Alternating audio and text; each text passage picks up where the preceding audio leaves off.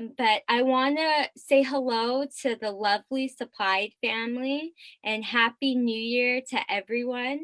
I'm really excited to start the new year with our CEO and founder, who also happens to be my big brother, Joseph Heller. He's going to teach us how to write a business plan for 2021. So let's sit back, definitely grab some wine, and make sure to take lots of notes because this is going to be very informative and very good. So Yeah. I hope everybody enjoys, and I am going to drop off here and I am going to leave it to Joseph. Have a good weekend, everybody. Cool. So I was just basically introducing myself. I'm the CEO and founder of Supplied. Part of Supplied is also the company, The Studio, which helps people to custom manufacture products. And Supplied is one of our newest businesses. And just kind of a little bit of background on me. I have deep experience in supply chain, manufacturing, and tech companies. I lived in China for 10 years, and the company raised a Series A. And recently, I've been featured in TechCrunch, Wall Street Journal, Black Enterprise. And so I say all that to say that, I have a lot of business experience, but despite that, I still need help in planning. And actually, recently, I realized it was so important to just start planning better that I actually got a business coach. And a lot of this information is going to actually come from things that I've learned, and also just kind of things that I've experienced, like that I've been taught from my business coach. And so it's really meaningful for me if I can use this platform. And that's a big part of what Supplied is about, is like, how can we, and that's what obviously this Facebook group is about too, is how can we use technology and how can we help other small businesses? And so, a part of that is obviously the products that we offer, but also conversations like this. So what I hope to do in this conversation is kind of give you like an MBA crash course on business planning. And I know it sounds like a very heavy topic. It sounds super boring. Hopefully the way I present it, it's not that boring. I just want it to be a conversation. If you have any questions, let me know.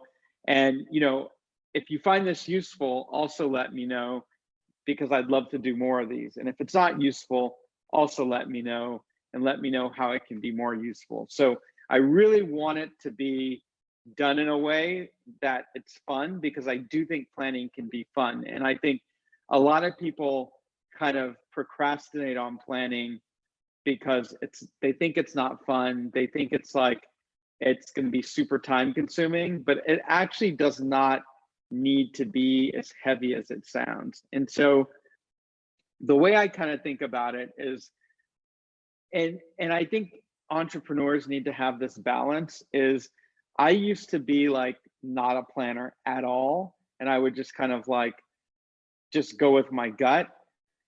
And I'm not saying that doesn't work. It can work, and there's a beauty to doing that, and there's an art to that.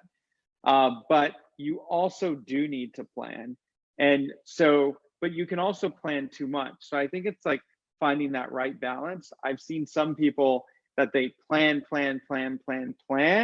and they actually never do anything. And I know some really smart people like that, actually, that they just plan too much. And so the best experience you're going to get is just going out and doing it. And if you see the best entrepreneurs in the world, like Elon Musk, Jeff Bezos, Elon just, I think, became the richest person in the world. If you actually read how they built their businesses, there were plans, but a lot of it was just gut intuition and just getting that feedback and then figuring out the next step from there. So, the first thing is planning can be fun, and you should do it. And again, don't take it as something that's has to be super serious. So the first thing that I kind of think in planning is that, you should have your plan, but you should always think about, you have to be flexible. And so when I think the very, very basic point, like the ground zero of planning is just a mental exercise where you write a bunch of questions down of things that you're curious about, things you want to know, things that you need to research to create your plan. And so you can do that a number of ways. Like some people, I use my whiteboard a lot, which is right behind me. Like I just sit and think and write out ideas. You could do it while you're going on walks. You could do it while sipping some wine. There's many, and so the other thing I've learned is you have to do what comes natural to you. Like you can read every book in the world, you can listen to what I say, but you have to do, I think you can get bits and pieces of what people say, but you have to do what feels authentic and genuine to you. So some things to kind of think about, and it's just like, it's just getting your mind going is, and of course, this is like the beginning of the year. So it's like the best time to start planning. And so the first thing is like, okay, how am I going to be different? Like, how am I going to show up in the world? Because we all know there's millions and millions of options to buy products. And we also know that even the product you're selling, people can get it at Walmart, they can get it at Target, they can get it at another website, they can get it tons of places. But there's a way you're presenting the product. There's something that you're doing differently that makes the brand different, that makes what you're doing different. And so it's same thing like Walmart and Target, right? Like you can get a lot of the same things there, but for different people, it's a different experience. So, for Walmart, it's about price, it's about convenience. Target, it's a little bit better design. So the thing you need to think about is how are you going to be different? Why? And one thing that I've really learned is you don't need to be, people start, the other important thing is, and I've made this mistake a ton of times, it's like, don't be so ambitious in your planning. And like even our company, we have about 200 people in the company across the studio and supplied. Like we started off the year, it's modest improvements. And then as the year goes on, it becomes more and more aggressive. So you don't need to think about taking over the world today. You don't even need to think about, being able to build the business to be big enough to quit your job today, right? So it's just start with 10 customers. And I remember Roseanne said something that I loved, and it's funny because if you look at like the best startups in the world, they all say this. You don't need to start off with 1 million customers. Airbnb that just recently went public, they just started off with 100 customers that loved them. That's what Roseanne did. She's like, I don't care about being something to everyone. I just need those 100 people to love me. And in the beginning, when she first started, I remember she told me it was like 5 people that loved her. And then she kind of grew from there. So for those 5 people, for those 10 people, whatever they are, how are you going to be different? How are you going to show up in a different way? So take that information, like I said, write it on a whiteboard, write it down on a piece of paper, just whatever. So that's like one thing. The next is like, where am I going to sell my products? So are you going to sell it on Instagram, Facebook? Are you going to sell it on your website? And the other thing that's important is like, it's okay to be wrong. Like you can start off thinking, hey, I'm going to sell on Facebook, and that may not work for your audience. That's cool. You've learned something, you move on. But you should have some ideas. Again, these are just questions to get your mind flowing.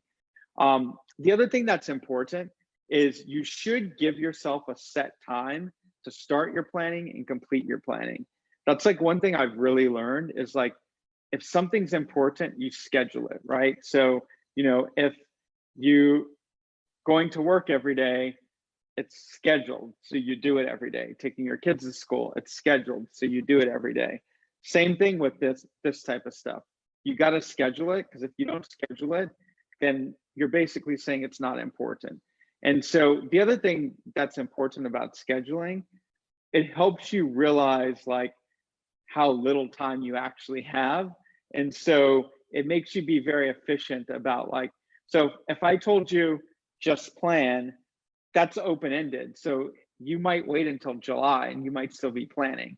But if I say plan in one day, you'll just instinctively know that's not enough time. So by planning, you won't feel frustrated with yourself, because you'll set aside some time. You'll say, this is when I start, this is when I finish, and it'll give you something to work towards. My recommendation is give yourself, I think, a good 2 weeks to plan. Now, again, it depends on the stage of your company. For our business for 2021, our planning cycle was about 2 months, and it was across a lot of different people. But I think, 2 weeks is like a good amount of time, gives you some breathing room. And again, you don't want to stress yourself out. You want this to be fun, you want it to be relaxing, but you want to schedule that time. So where are you going to sell it? Other things are, you should just think about it. Hey, when I get orders, like, where am I going to ship the product? Or if your business has already started, like, is there ways I can ship better? Other questions are like, how am I going to market to my customers? Am I going to market them on Instagram? Am I going to have a budget for marketing, or do I have no budget right now? Who's my customer? And that's something, I hear people say this all the time. I say, who's your customer? And they're like, oh, like women. That's not a customer. That's half the world's population. And so even Nike doesn't say like, even Nike doesn't say like their population is, they don't say their customer is like everybody. Although they could say that because they're so big, but they don't. They say it's anybody that wants to be an athlete. But that's where they are now. When they first started, it's like, hey, these are shoes for very specific athletes, and it's going to help them perform better. So you should really think about, who's my customer? And like, the more you're able to visualize and drill down, the better you're going to be. And again, it's okay if there's only 50 people in the world that look like your customer today. That's cool. You want to be super meaningful to those 50 people. You want to create a ton of value for those 50 people. So if I ask you, who's your customer? Like, honestly, that is the worst answer, is to say like women or children, or even saying like, people that like country music. That's not a customer. So now a customer could, especially in the early days, is, my customer is someone that's 25 to 30 years old. They listen to country music. They live in Oklahoma. They don't have any kids, and they also like sports. So that's like super clear who that customer is. And so the reason why it's important is that will help really focus how you think about everything. So just given that customer profile I just talked about, like, we just said they're in Oklahoma. So they're probably not going to like want swimsuits in January because they're in Oklahoma. So that really helps you focus. When you do your marketing, you're not going to want to reference Jay-Z because, we said they like country music. You're going to want to reference like Garth Brooks. So it's like just super, super important to really be able to visualize who your customer is. The other thing is like, study people and businesses that you want to be like. So kind of write it out like, hey, like, I really like how Jennifer Lopez shows up for her customers, or for her audience. I like how she represents herself on Instagram. And it doesn't mean you need to copy her. You're going to make your own style, but it's how you get inspiration. Or let's say you get inspiration from Gucci. You may not even be a Gucci price point, but you just like how they represent themselves on Instagram, their design aesthetic, the way they do colors. And so, and it can be super fun. That is something that literally I saw a bunch of the ladies want to sit by the fireplace this weekend and have some wine. That's like a great opportunity to do that. Bring the wine, bring the computer, and just start going online and saying like, hey, I like this person. And then it'll also help you understand what you like and what you don't like. And then there's tons of other things like you can think of is like, how can I get reviews? So, one thing that's super powerful is when that group of people, like I said, it can be 50 people. If they love you, and they're willing to tell other people, if they're willing to leave a testimonial on your website, that's other things to think about. The other thing is, like, how can you partner with other people? So again, we said, Oklahoma country music, they like country music. So, can you partner with local bars that play country music, and maybe they can have your business card somewhere, or maybe you can do maybe you can sponsor like a little contest at the bar. I don't know. But so these are all things, like, again, this is just supposed to be super fun. Like, just write things down that, like, this is kind of your research phase. And again, it's like, but the important thing is who's my customer. That's like a non-negotiable. That has to be in there. And then how am I going to be important and different for that customer? That's non-negotiable. Other things are, just write down important things for you, important things, and then go ahead and do that research and start thinking about it. So again, this is like, if you like to work out, this is like you're stretching, you're just getting your mind going, you're kind of loosening up. So that's the first phase. I know I said a lot. I'm going to quickly go look at the comments and see if there's anything that Roseanne said. My story motivates her, and Roseanne's story really, really motivates me too. So like I said, I think Roseanne is like the quintessential customer for Supplied. And I actually think one day she's going to end up with a really big brand, and we'll have the benefit of all knowing her story. Let's see if there's any other comments. Okay, cool, good. All right, so that's kind of piece one. Again, this is just we're just stretching. Now we're going to start to lift a little bit of weights, or maybe kind of go into a slow jog. Okay, so now I'm going to use a little technical term, but I'm telling you, this term is going to change your life. It's called the North Star. And so the North Star is the most important thing for you to accomplish this year. So it could be, the easy North Star is revenue. So you could say, hey, I want to do $100,000 in revenue this year, or I want to do $80,000 in revenue this year.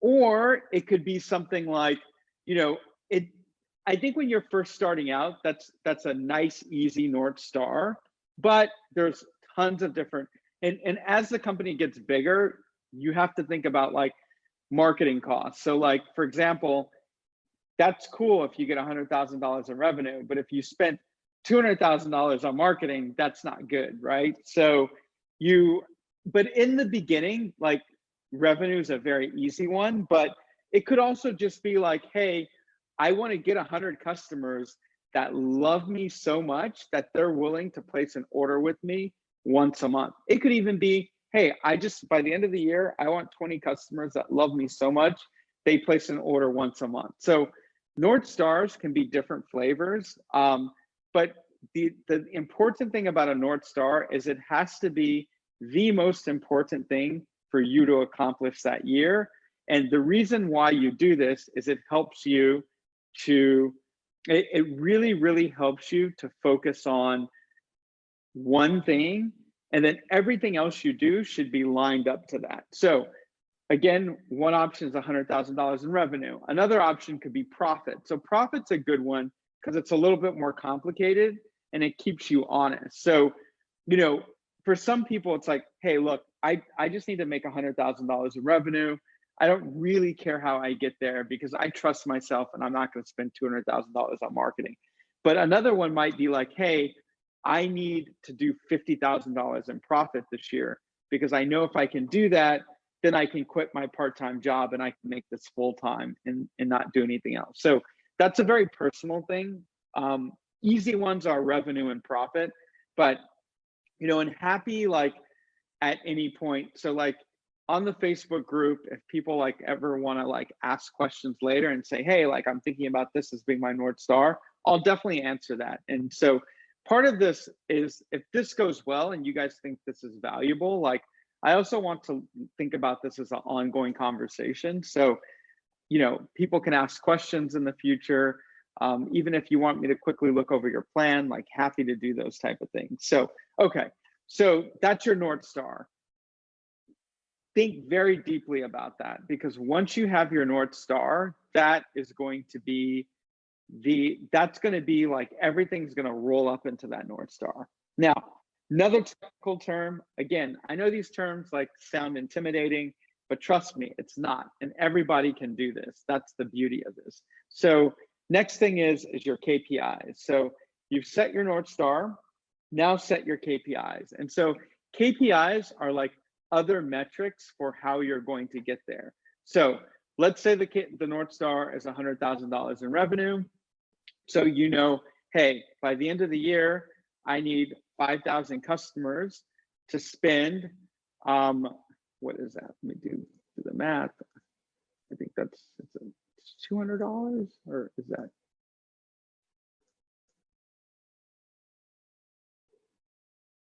Yeah, so that's $20. So I need 5,000 customers to spend $20 with me, or maybe you need 100 customers to spend $1,000 with you. So these are metrics. And the other thing that people shouldn't be afraid of is putting metrics down.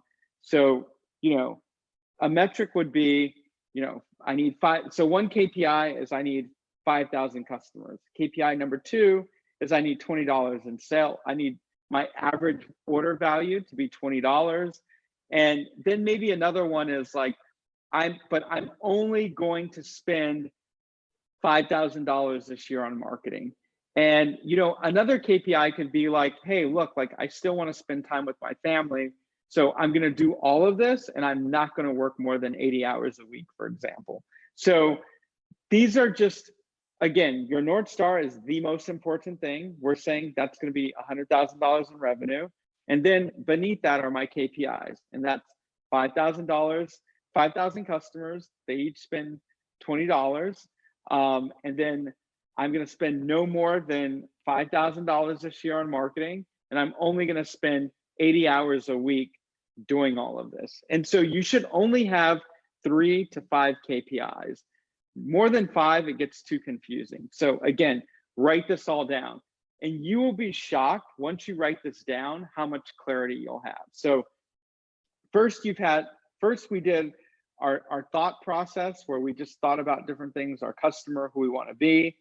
Then we've thought about our North Star, and then we've thought about our KPIs. Now, next step is, and this is where it starts to get a little bit tedious, but that's cool, is now I'm going to talk about how am I going to get there, right? So, and the other thing that you should do to make this all very digestible, like $100,000 sounds like a big number. I understand that. I remember when I was first starting my company, and like being able to do $100,000 in revenue, that was like unfathomable. But what you should do is break it down into small chunks. So you got 12 months in a year, and of course you shouldn't. So $100,000 in revenue is like $8,500 a month in sales. You should always build goals that are difficult to hit, but that you can do, because part of being successful is getting those first wins and building up your confidence. So you never want to start off with, hey, on January, I'm going to start off doing with $8,500 in sales. You're never going to do that. If you started off from zero to get to 8,500, that's not going to happen. Even the best of us can't do it that quickly. So maybe you say, look, first month, I want to do $1,000. That's it. Second, or maybe even $500. That's cool. Second month, I want to do $700. Start yourself off slow, and then say, okay, by July, I need to actually start doing $8,000, because by December, I need to get to 15,000. So together it's 100,000. So you should start it off with breaking it down by month. So we've created your North Star. Now you have your KPIs. Now break it down by month. Okay, good. Now you start to realize, hey, look, I don't need to do all this overnight. My first month, I just want to do $500. That's all I need to do. And you're going to build up that confidence. So now you got to think about, what are the things that I need to do to get there? So we know that the North Star is $100,000, and we know that you need to get 5,000 customers. So one obvious thing is you need to do marketing. And in the beginning, maybe you don't have a big budget for marketing. And so in this scenario, I said, you only have $5,000 for the whole year for marketing. So we don't want to blow our marketing budget in the beginning of the year. Plus our goal is $500. So I would say, and you should also think about it in terms of like, don't create your whole plan for the year. You can add little ideas for the rest of the year, but focus on the first 3 months, because you're going to learn so much in month 1, month 2, month 3 that your plan may change, and that's totally okay. So your plan should really focus on the short term. So I know I need to do $500 my first month. Okay, how am I going to do that? So we all have friends. I'm going to tell all my friends. That should help me get there. And the more clear you can be about things, the better. So I would say I'm going to send an SMS to 100 of my friends or 100 people I know, and I'm going to ask them to please tell 2 of their friends minimum about what I'm doing. Or I'm going to do a Facebook post or an Instagram post every day for the first month. And I'm not going to care, even if it's bad in the beginning, because I know it's going to get better. So you should just write down your plan, how you're going to get there. And again, you don't need to be nervous about it, because you're starting off super simple. The other thing that's important, like, again, you would be shocked. The biggest companies in the world, they don't have these like crazy plans where everything's detailed out. Different companies do planning in different way. My recommendation is just like a very simple, use Google Docs, it's free, and just bullet points. This is my North Star, this is my KPI, these are like my goals. So I know there was a lot there to digest. I'm gonna quickly go to the screen. Let's see. Oh, Johan had a good question. What if you miss your goals? That's awesome. So that's something I was going to get to in a minute, but basically what you want to do is you want to look at your goals by month, but you want to assess every week what's going on. Every week you want to say like, how am I doing according to my plan? So you know, I need to do $500 my first month. In week 1, I'm probably not going to get any revenue. That's okay. But you need to think, hey, like, what can I be doing differently? And so that's when the flexibility comes in, because, you know, people think you need to write this crazy plan and you need to like stick to the plan. The one thing I can guarantee, like the only thing I can guarantee out of all of this is your plan's going to change probably 10 times. And that's cool. And again, that happens to the best companies, the best organizations, because if someone knew exactly how things were going to go, then they'd be the richest person on earth. They'd be richer than everybody. Like there's no one understands, no one can predict exactly what's going to happen. Forget predicting big things like COVID. You can't predict like the weather. You can't predict whether people are going to like what you want. All you know is what you think, and then you test it and you go out there and you learn from it. So it's totally cool to miss your goals in the beginning, and it's totally cool to change your plans. But again, you need to start asking yourself why. The important thing is you ask yourself, why am I missing my goal? I've seen some people like, they like to blame exterior factors, or they like, and sometimes it is exterior factors, and that's cool, but you still, at the end of the day, you're responsible for the result. So you just need to assess like, hey, like I thought that my customers were going to love buying these earrings for 40 bucks, and actually they don't want to do that. Like there's no way they're going to buy this for 40 bucks. Okay, cool.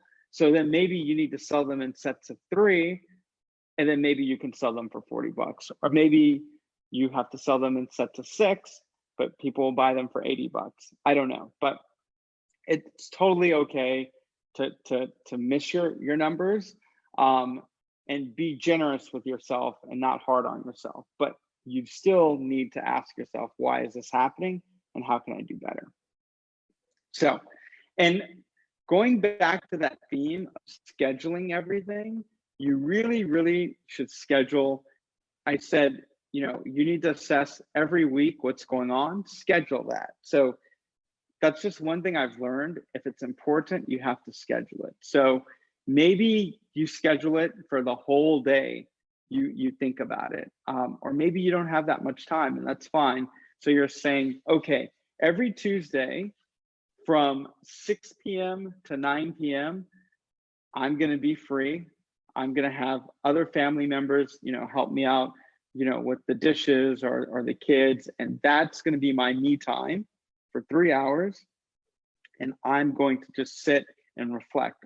So what I like to do is take a walk and just really think about, hey, what happened this week? Was I as efficient as I was going to be? And then, okay, last week already happened. What can I do better next week? So again, to your point, Jahan, it's just asking yourself, okay, like last week didn't go the way I wanted it to go. It's already done. What can I learn from that? What can I do different? Okay, so the other thing to kind of think about, and this is like, this is like, once you've already launched your product, I think this makes more sense. Now, so if you've never launched your product, I think it's harder to do this. If you've launched your product already, it's easier to do this, but it's really thinking about like, so almost any company today, they need a content strategy. Like it's almost unfathomable to run a business today without like some type of content strategy. And so again, it goes to the point, and like Roseanne's a great example of that. Like I said, Roseanne is really, I think, the quintessential businesswoman. And, I think there's so much to learn from her, but another kind of lesson from her is she was very consistent. And I think she still is super consistent. And so you need to create this like content calendar. And that content calendar is like just how you're presenting yourself to the world. Because again, you need to have a conversation with your customer. And so in the beginning, this is hard to do because you don't know exactly what will work. So just schedule it. So maybe you say, look, I'm going to do a Facebook post every day or every week. And the more specific you can be, the better. So in our company, we actually have a calendar. So we say like, okay, we need to start talking about Valentine's by this time. We need to talk about these different events. We need to start talking about summer by then. So the more you can kind of plan out your content calendar, the better. But at the very least, just schedule out, hey, I'm going to reserve this time to have a communication with my customer. So that's kind of like the high level of just kind of how I think about planning. It doesn't need to be crazy. Like your plan literally could be on one page, just bullet points. Everything I've said, you can put on one bullet point. It's really more about thinking and then having that exercise once a week, 2 hours a week, really thinking about, hey, this is my plan. These were my monthly goals. How am I doing to that? What can I do different? And that discipline is really going to pay off in your business. So let's see if we have any other questions. Yeah, that's right. So that's right. If you haven't heard Roseanne's story, and Jahan, maybe you could put a link to that because I think it's a great story. And it's kind of like basically the actual, it's just the way to do it, basically. Like I think she really hit a lot of the points that I'm even talking about. Let's see, Michelle said, great idea.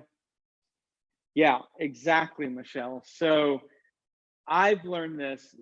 So I think every entrepreneur has this problem. And I think everybody that like just people in general that are super ambitious is they don't take enough time to reflect sometimes, and they almost feel bad about like thinking because they're like, thinking is not working. Well, that's not true. Thinking is working.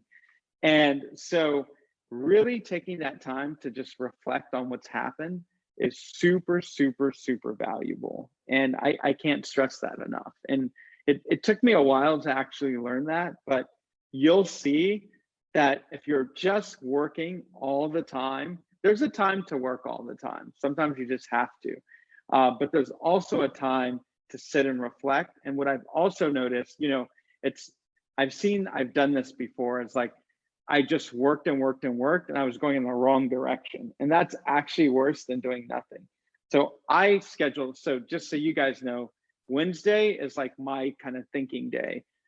I think all the time, and I go on walks all the time at night, but Wednesday is like my scheduled thinking day. I try to have no meetings on Wednesday, and I really try to just even, and sometimes on a Wednesday, I will go to a competitor's website and just check out their site. Like I remember one Wednesday, I just said, you know what? I'm going to go to 20 different websites and just see how they do business. And it was super fun. I had my coffee and I was just like checking different sites out. I've also had times where I've called customers and use my Wednesday to just randomly call customers. Oh, that's another thing that's super important. It's calling your customer and having conversations with your customer. Definitely schedule time with that. So, I've talked to Roseanne a few times, and I've talked to quite a few customers in Supplied, and I've learned so much just taking the time talking to the customers. So, I think America has this weird idea of what work is. Work is considered just being at your computer, but work takes many forms. It can be talking to your customer. It could be talking to your family about your business. It could be literally lying down and just thinking for 2 hours. That's work too. And you should not be ashamed of that. Any questions? Does anyone have any questions or anything they'd like me to kind of elaborate on more?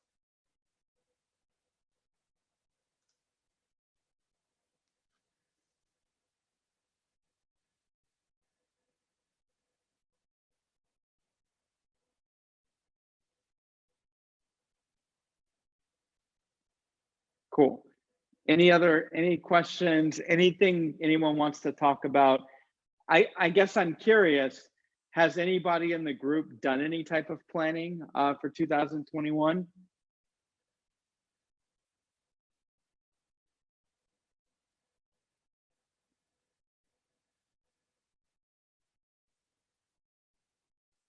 Yeah, don't be shy. And if you haven't done any planning, that's cool too.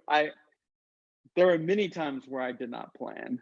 So that's okay if you haven't planned. But the idea, and again, your plan won't be perfect the first time. The important thing is, so there's this guy that I really like. Forgot his name all of a sudden, but he's one of the best marketers in the world. And he says, show me your bad work. And so what he means by show me your bad work is it doesn't matter if your work isn't good, just do it. So that's okay if you're not a great planner. Just do it because you're going to get better over time. So again, show me your bad work. I really like that because it's look, even if you look at Michael Jordan, he wasn't good playing basketball the very first time. He got good over time. So it's show me your bad work, get better over time. Okay, so Andretta is still working on her 2021 plan. If there's anything we can do to help, let us know. And Andretta, I think that's good that you're constantly reworking it. What I would, however, recommend is set a timeline. Say, look, no matter what, I'm going to be done with my planning, because you can also overplan. And a lot of it is you just got to go out there and do it and see what's going to happen. So, another thing is set that deadline for yourself that, hey, whatever comes out of the planning within a week is what I'm going to do. And then I'm just going to roll with it. Michelle said, so I started my business in October as a test. It went pretty well. So now I want to keep going, and I have not planned anything for 2021. I ordered inventory, but that's it. I don't know where to start. Okay, so that's great. So you tested it. Now you have some confidence. That's awesome. So congratulations and props to you for like just going out there and starting it. So where I would start with your plan is literally just start with, what do I want to accomplish at the end of the year? So, you know, it's the end of the year, 2021, COVID's gone. You know, we have a new administration. Hopefully the year started to get a lot better, and you're walking on a beach, and what are you telling yourself? What does success look like? Does it look like, hey, like I did $10,000 in sales? That's totally cool. Or does it look like I got my first 10 customers to buy from me? Start there, because you got to visualize what that success looks like. And then once you do that, you can start building your plan. So that's where I would start. And I would start this weekend. Cool. So Andrea said she definitely needs to start to set deadlines. Absolutely. Because you can plan forever. If you don't set a deadline, you're going to drive yourself crazy. So set that deadline, meet the deadline, and then kind of move on.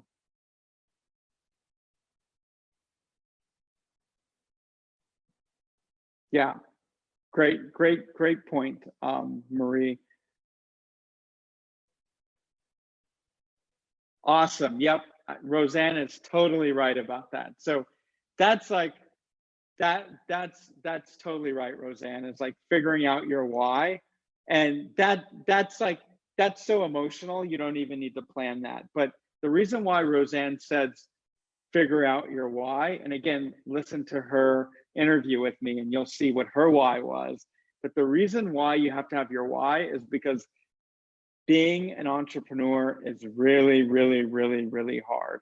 And I'll share with you guys kind of my why. My why was, this is pretty personal, but I'll share it with everybody. And this has always been my why. So my why has always been that, so my dad's Black, my mom's Jewish, and I felt that it was like very obvious to me as a kid that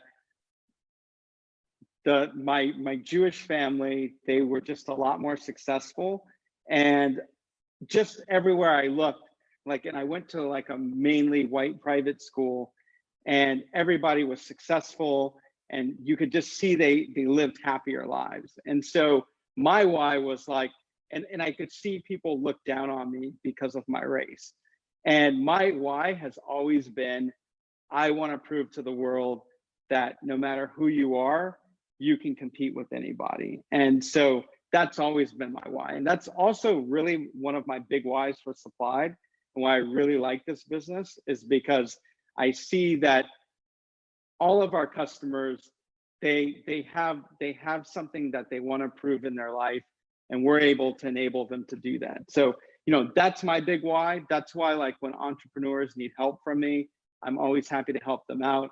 And I'm proud to now be in that position to be able to do that. So that's always been my why, is I was like, I don't want to just work in a company and be unseen. I want the world to know who I am, and I want the world to know that if you're Black, you're a woman, whoever, whatever you are, if you work hard, you can be just as successful. So that's my why. And that's what's motivated me through the ups and downs. So Roseanne's totally right, is you need that why too. And I think that's right. You should think about that from day one, because it's not going to be easy. And your why shouldn't just be, I want to make a bunch of money. That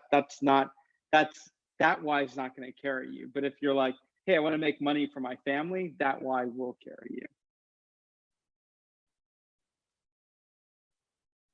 Cool. Any other questions? We got, I think, like 5 minutes. We've got about 5 more minutes.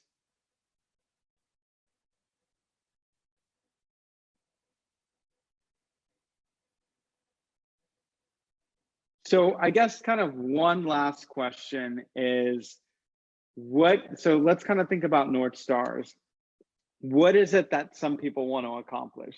Can a few people share with me what their example of their North Star is?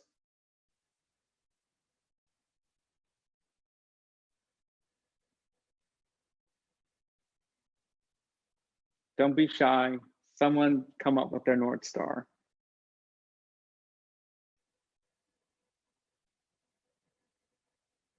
Or what, even if you haven't thought about it, write it down, and we can, as a group, kind of figure out together if that's a good.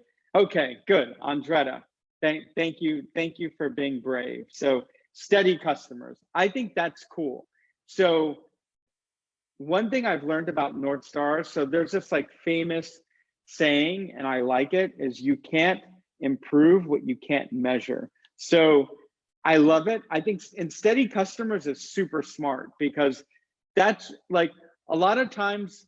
So I think setting revenue as your North Star is a little bit kind of, it's okay. And it's definitely a good place to start. But I actually like steady customers better, because it means that you're not just doing it for the revenue, you're actually trying to be meaningful to someone. Because if someone is steady, it means that they're coming back to you because you've created value. Now, Andretta, one thing I want to add to this though, is you need to put a number to it. Again, you can't improve what you can't measure. So steady customers could mean like 10 customers, or it could mean 1,000 customers. So you need to define that. And the way I would define it is something like, I want 50 customers by the end of the year that buy from me once a month. That is the definition of steady customers. Again, it doesn't have to be 50, it could be 30, but you should just put a number to it. But I love that. I think that is like a very, very good North Star. And I think maybe you should stay with that one. So like, just put a number around it though. Okay, so for Roseanne, paving the way for my children to believe anything is possible if you put your mind to it. Love that too. So again, we should put a number to it, but I love it because these are like better than, like, steady customers in that one are better than revenue numbers, because it's meaningful, and that's actually how you end up creating a great business. So let's see, Roseanne, let's kind of think about this together. So what's like the numeric, how would you know that you're paving the way for your children to believe anything is possible? So maybe that could be like doubling revenue. That could be a way to tell your kids. So maybe you could do something like this: doubling your revenue, but part of doubling that revenue is like 20% of the revenue needs to come from the efforts of your children, something like that. So, and the reason why I like to quantify things is because it's something you can't cheat when you quantify, right? Because it's like, you'll know, hey, I wanted to double my revenue, and I want my kids to contribute 20% of that. And then it's very easy to communicate, because the thing is, people have different interpretations of things. Also, like, I even know myself, and I'm not crazy, sometimes I have different interpretations of different things, but you can never interpret a number in a different way. So that's why I always like to be very metrics driven. So I love that, Roseanne, but I would add something like, I'm going to double my revenue, and I want my kids to contribute 20% of that. That will really, really drive home exactly what you said, because your kids will be an intimate part of that. Let's see, Natasha, develop a good product mix so there's continuity in my business. Okay, so Natasha, also good one. I like that everyone's not taking the easy way and just saying revenue. So the way I would think about this, Natasha, is maybe you're selling like one product right now. So you'd say like, okay, I want, by the end of the year, I want to be selling 10 different products, and every one of those 10 different products gets 30 orders a month. And so again, if you follow what I'm doing, I'm taking, so I actually like what you guys did. You guys kind of started off with the like the why, like the kind of spiritual why. And then I'm saying, okay, right below that is your North Star, which is your representation of how you know you got there. Let's see. Cool. All right, good. So I think we're right on time. Really appreciate everyone's time. And I would love to do more of these, and because I've seen how like this type of business coaching has been super helpful for me in running Supplied and our other business. So if you guys got value from this, let me know. If you guys didn't get value, I have a super thick skin. So I actually want to know that just as much. That like, hey, like, you know what, Joseph, like you use too many like weird words like North Star and KPI, like you didn't describe it well enough. Whatever it is, like I want to know that because that's going to help out. But hopefully we can do things like this a little bit more consistently because I really want everybody on this group to be successful this year. And it's the best time to start is this year. It's a new year. So happy new year, everyone. We have